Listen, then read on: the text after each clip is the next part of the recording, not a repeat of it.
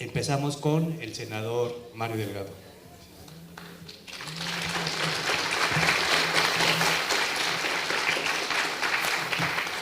Muchas gracias, buenos días, muchas gracias por invitar.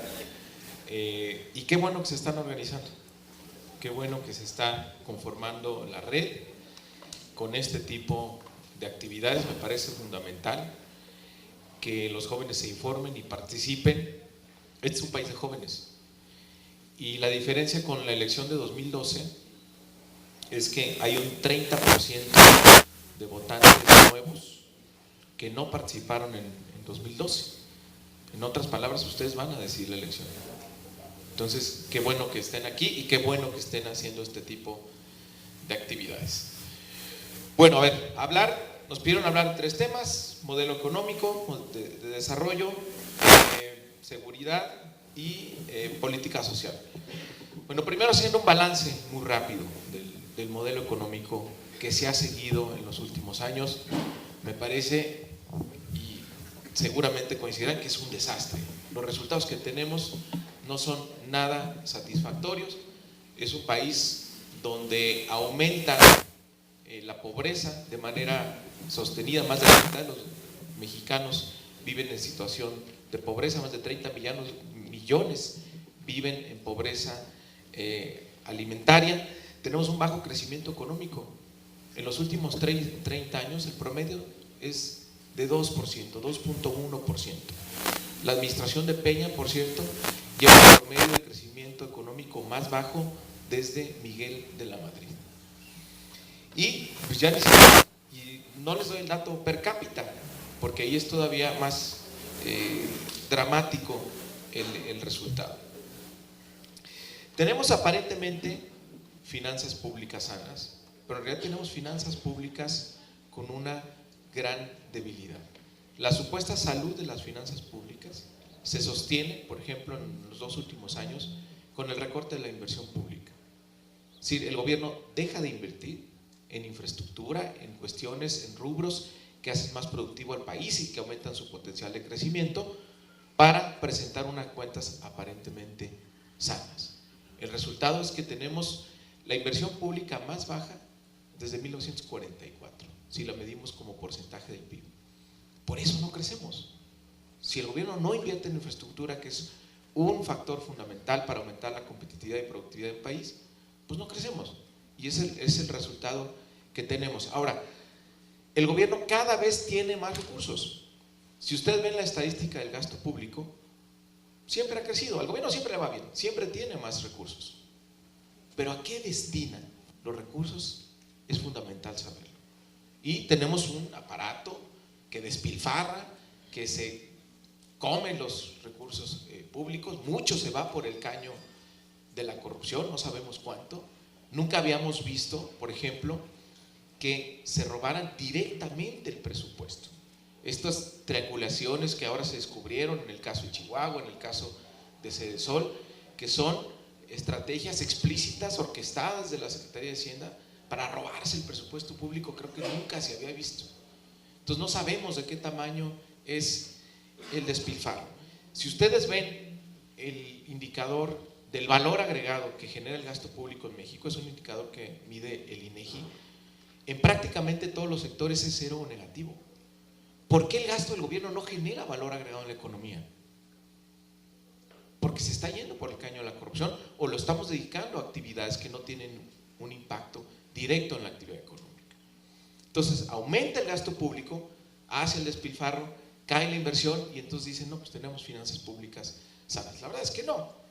El año pasado el balance fiscal tuvo que ver con los remanentes del Banco de México. Es decir, al revalorarse las reservas del Banco de México por la depreciación del tipo de cambio, se presenta una utilidad, pero es virtual. Y el gobierno llegó, las recogió y las metió a su panza y dijo, miren qué bonitas mis cuentas fiscales. Pues no es cierto, es un espejismo. ¿Qué tenemos este año? Inflación. El año pasado se rompió la meta de inflación por mucho.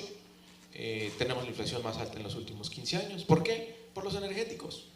Si ustedes ven qué fue lo que impulsó a la inflación el año pasado y qué está impulsando la inflación en este año, son los energéticos.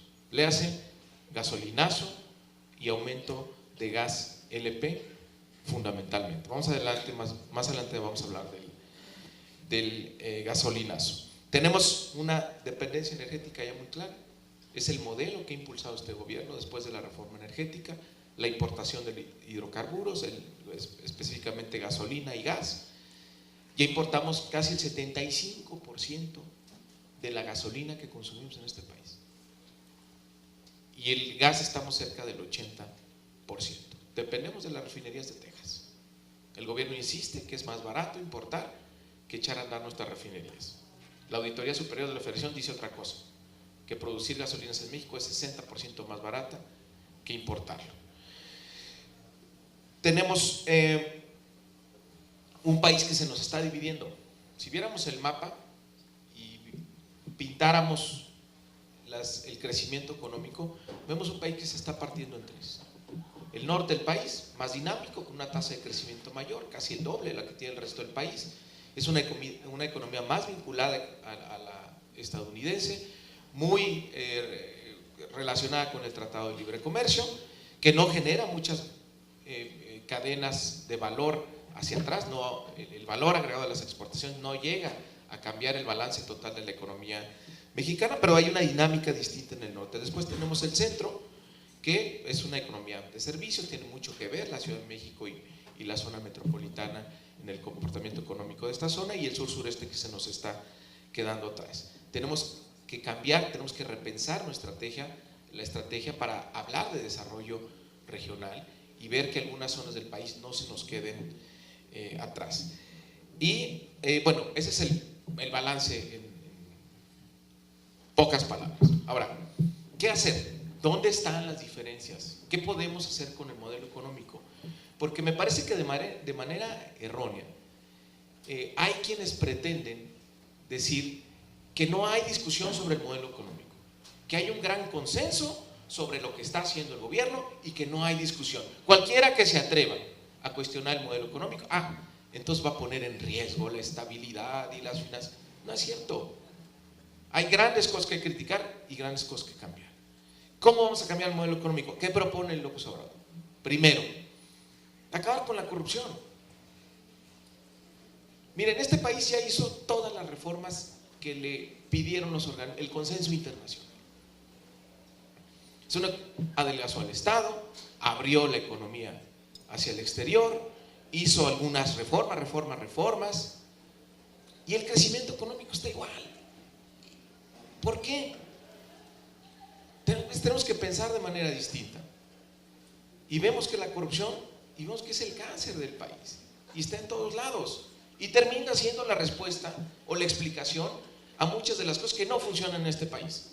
No tenemos seguridad por la corrupción, no funciona el sistema de salud por la corrupción, sistema educativo, salud, y así le va la corrupción. ¿Cuál es el impacto de la corrupción? No sabemos. El Banco Mundial nos dice que hasta 8 puntos del PIB, y ONGs mexicanas nos dicen que entre 6 y 10. Pero si logramos erradicar la corrupción, el impacto económico que va a tener es más poderoso que cualquier reforma que se haya hecho. Sin duda. 30 segundos, y va a beneficiar, senador. 30 segundos, bueno, gobierno, lo vamos a platicar en la cámara. Gobierno austero, tenemos que cortar excesos y privilegios.